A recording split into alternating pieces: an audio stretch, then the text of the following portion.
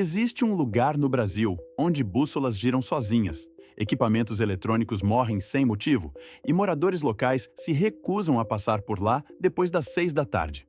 Eu fui pesquisar sobre esse lugar e o que eu encontrei, eu não esperava. Mas antes de te contar o que acontece lá, e acredita, você vai querer saber. Eu preciso te mostrar outros 3 lugares que vão te fazer questionar tudo o que você acredita sobre o mundo real. Porque esses lugares não são proibidos por lei. Não existe cerca, não existe placa, não existe policial guardando a entrada.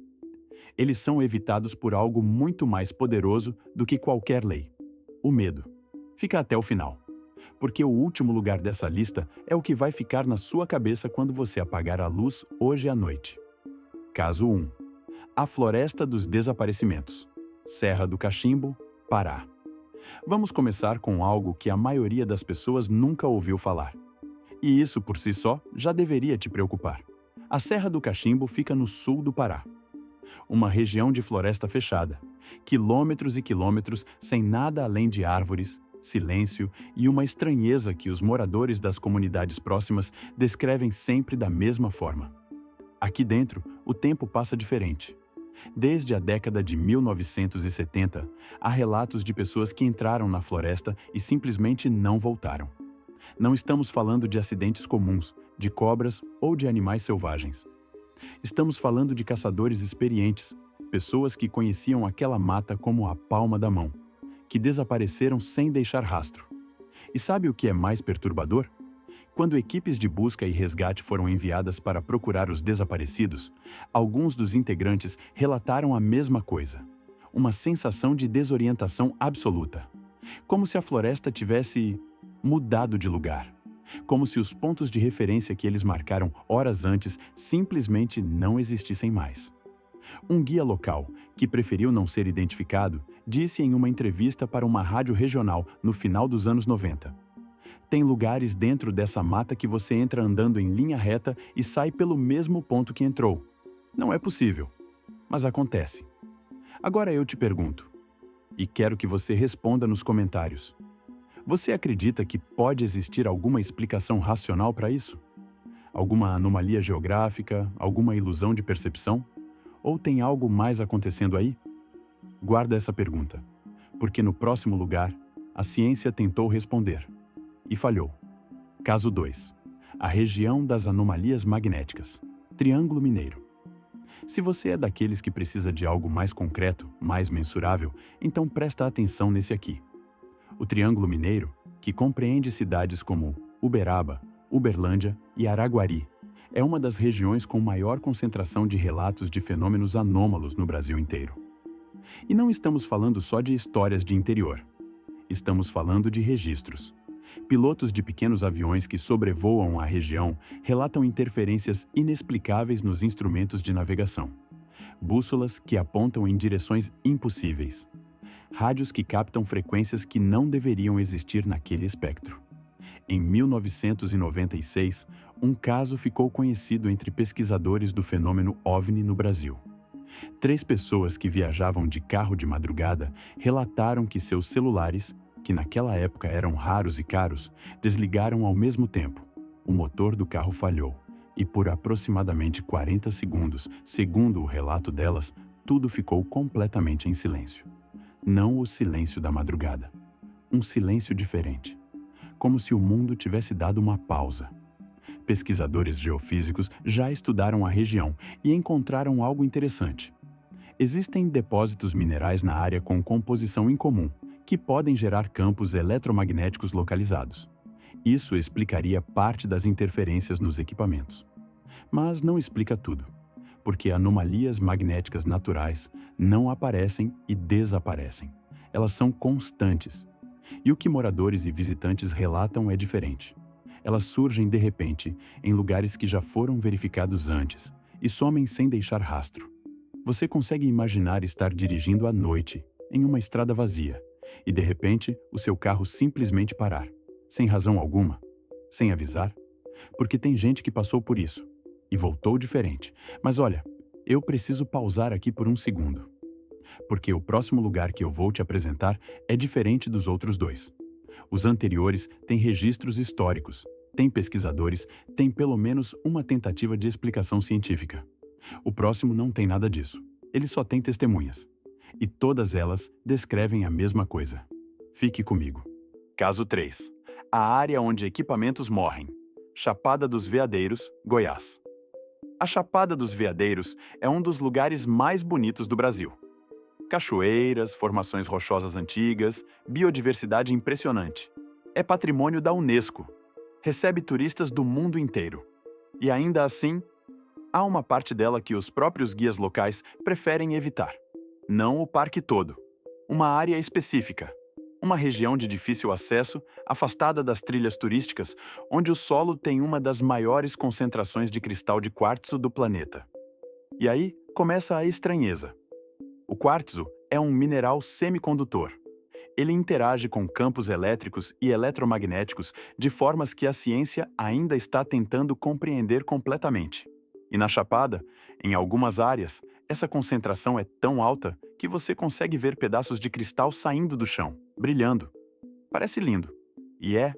Mas fotógrafos que tentaram trabalhar nessa região relatam que suas câmeras profissionais, carregadas, verificadas, simplesmente travam. Baterias que duram 8 horas chegam a zero em 40 minutos. Gravadores de áudio captam estática constante, mesmo em ambientes completamente silenciosos. Um documentarista brasileiro que tentou registrar imagens da área em 2018 descreveu assim: era como se o lugar não quisesse ser gravado. Eu sei que isso soa irracional, mas era exatamente essa a sensação. E tem mais. Moradores das pequenas cidades ao redor da Chapada relatam visões de luzes no céu com uma frequência assustadora. Não fogos de artifício, não aviões, não satélites. Luzes que se movem de forma errática, que aparecem e desaparecem instantaneamente, que às vezes ficam paradas por longos períodos e depois somem em frações de segundo. O governo registrou isso? Oficialmente não. Mas pesquisadores independentes coletaram centenas de depoimentos ao longo de décadas. E o padrão é sempre o mesmo. Sempre a mesma região. Sempre as mesmas características. Nos comentários, me conta.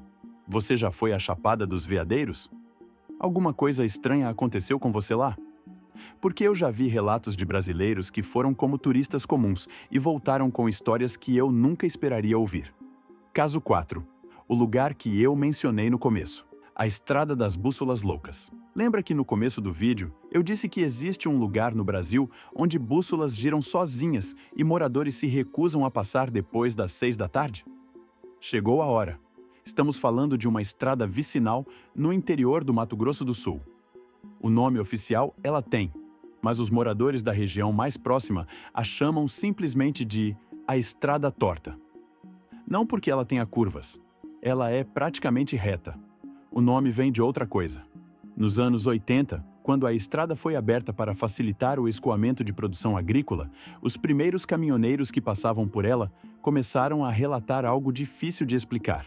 A sensação de que estavam sempre virando para a esquerda, mesmo dirigindo em linha reta.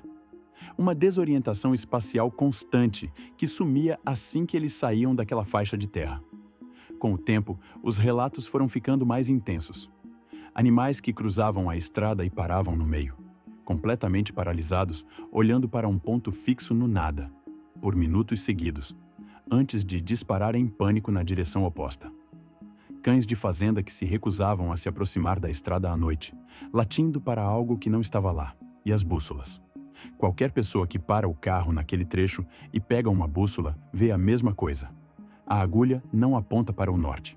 Ela gira, lentamente, como se estivesse procurando algo, e não encontrando.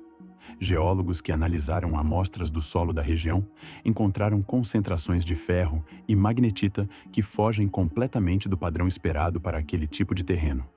Uma anomalia que, segundo eles, não deveria existir ali, mas existe. E até hoje, nenhuma explicação definitiva foi dada. Os moradores mais velhos da região têm uma versão própria. Eles dizem que, antes da estrada ser aberta, aquele trecho de terra era considerado sagrado pelos povos indígenas que habitavam a área. Um lugar para não ser atravessado. Um lugar para ser respeitado de longe. A estrada veio. O respeito não foi consultado. E desde então, a estranheza ficou. 4 lugares. 4 padrões diferentes de estranheza. 4 conjuntos de testemunhos, registros e anomalias que a ciência oficial ainda não conseguiu explicar de forma satisfatória. E sabe o que todos eles têm em comum? Ninguém foi preso por estar lá. Nenhuma placa proíbe a entrada. Nenhum cercado impede o acesso. O que impede é algo que vai muito além de qualquer lei escrita: a memória coletiva do medo. Porque quando uma geração inteira de pessoas, em lugares diferentes, com histórias de vida completamente distintas, começa a dizer a mesma coisa sobre o mesmo lugar, em algum momento você para de perguntar: será que eles estão certos? E começa a perguntar algo muito mais assustador: o que eles sabem que eu ainda não sei? Agora e aqui é onde fica interessante. Esses 4 lugares que eu te mostrei hoje têm algo em comum com uma série de outros casos documentados em diferentes países. Casos onde as anomalias não ficam só no campo do inexplicável. Casos onde as anomalias deixam marcas. No próximo episódio, eu vou te mostrar lugares onde pessoas foram e voltaram diferentes. Não psicologicamente, fisicamente diferentes. Com alterações que médicos não conseguiram explicar.